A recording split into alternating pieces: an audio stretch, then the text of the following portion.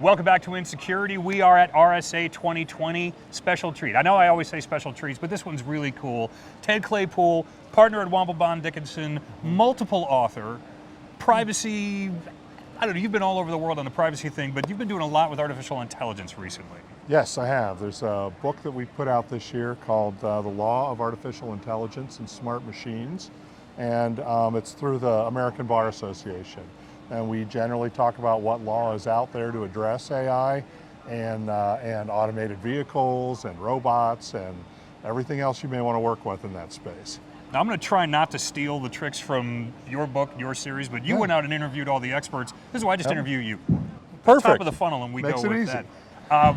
We've been talking about AI in the security space for a few years now. So much that it became a bit of a catchphrase, and you are looking at it from the legal angle into technology. What is the differing perspective you need from that as opposed to someone who's out here just thinking about it from security? Well, the law always lags, right? I mean, in other words, you don't develop a law for something that isn't bothering you yet, right? And so you wait and see what the technology is and how it's affecting society, and then people pass laws.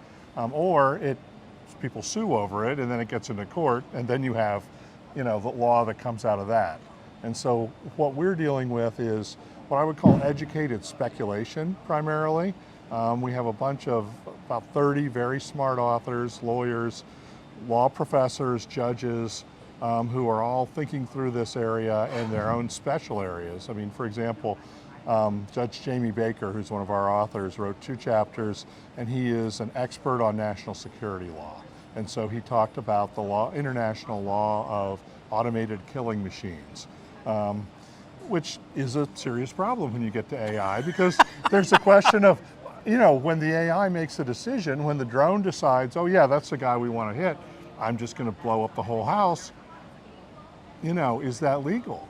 Probably not, because it can tell some human being, look, we think it's all there, I recommend that you blow up the house, but you probably need a human being in the mix to say, yeah, okay, pull the trigger on that one.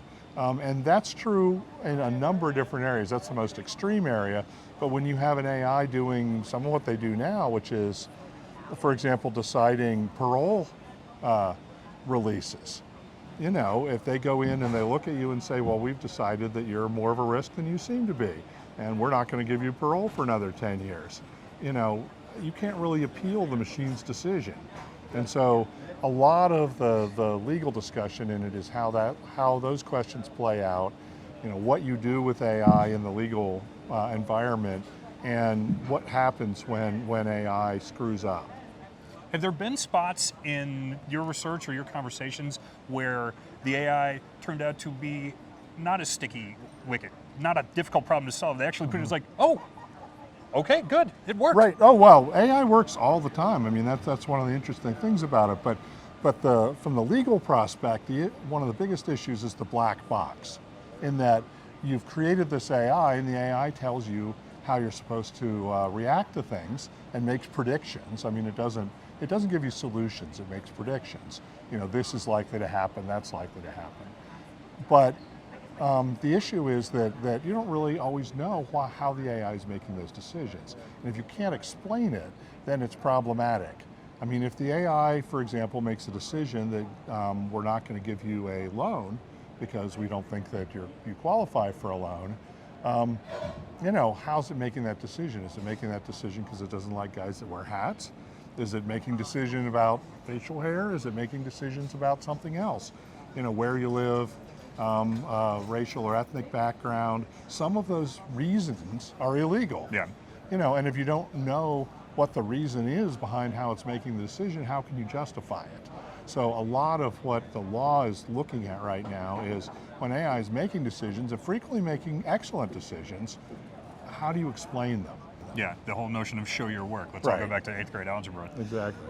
Mitt Romney once famously said, corporations are people too, my friend. Yep. From your research, do you feel that AI is working in a direction where that's going to have to be argued at some point? The rights, for lack of a better term? It could be, and that was the chapter that I wrote in this book, is when and how will AI get rights.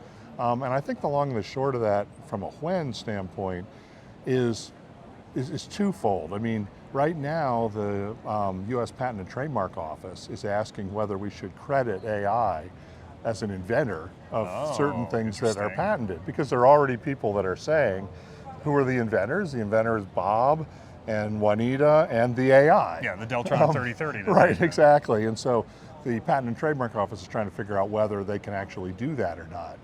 I think it's unlikely, because I think in order to give AI rights, it must be able to take responsibilities too, right? And so it's like any of us. If you gave it a right to what it invented, what's it going to do with the money, right? Unless when you pay it in Bitcoin, so it's not actually money. And well, exactly. Yes, depends where it can spend the Bitcoin. They're very careful about which exchanges they use. Yeah, there we go. But honestly, so I think it's got to get a lot deeper into being much more human-like. In other words, what we have right now is known as narrow AI, right?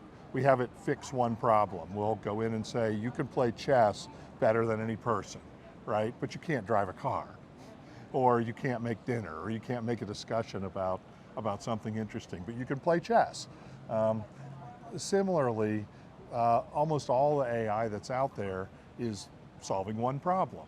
And it isn't really what we would call general AI. And until you get general AI, where it's behaving not just like a person on a task-by-task basis, but all around and making decisions for itself, you're probably not going to get any rights awarded to it.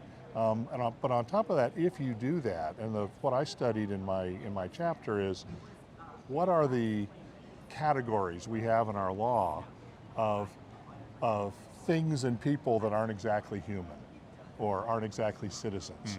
Children being one of them, animals being another, corporations, and to a certain extent, even under the law a long time ago, slavery. But you take a look at all those and how they were treated, and you can get some ideas about how AI will be treated. And I would think, if AI is able to incorporate, if you can give it a corporation, so that has a legal basis. Oh, no, stop. I don't even want to start thinking about the layers you're talking about. But let me finish. Then what I would probably also do is give it a guardian, right? Like a child would have. If you've got a child actor or a tennis player that's making, millions of dollars, you don't want to give that to a 12-year-old. And so you usually have a guardian. Sometimes it's their parents, sometimes not, that manages that money for them. And I think similarly, when you get to a point where an AI is actually behaving like a human being in a way that we think we need to give it some sort of rights, we're probably going to give it a human guardian to see what kind of decisions it makes and maybe be able to say, no, that's probably not in your best interest. I'm thinking about all the sci-fi now where it's the kids who are raised and guarded by the robots and the AI. Right. In real life, it'll actually be flipped. At least at first. Yeah. All right. And then they'll take over. But all right, you are deeply immersed in this world. You've got a book, you've got podcasts. People looking for more information, where can they go? They can go to our website, which is the Womble Bond Dickinson website, but also we have an excellent blog that we started this year called the Hey Data Data blog. Hey Data Data. HeyDataData.com. They wouldn't let me call it Inagata to Data, which is what I really wanted, but they didn't think that most people would understand. What? I know. Well, you a lot of people are younger than us. That's fair enough. But it's at that blog we have a number of different links to the various books and articles that are out there, as well as putting out 2 data security and data privacy oriented articles a week. So get out to Hey Data Data, because there's always something interesting. And you're pretty active. You're available on LinkedIn. I know that you are definitely reactive, if nothing else, so people reach out. LinkedIn and Twitter as well. See, trying to find the coolest things we can. And a great cover of Inagata Devita by Slayer on the Less Than Zero soundtrack. That's I true. just thought I'd throw that in there.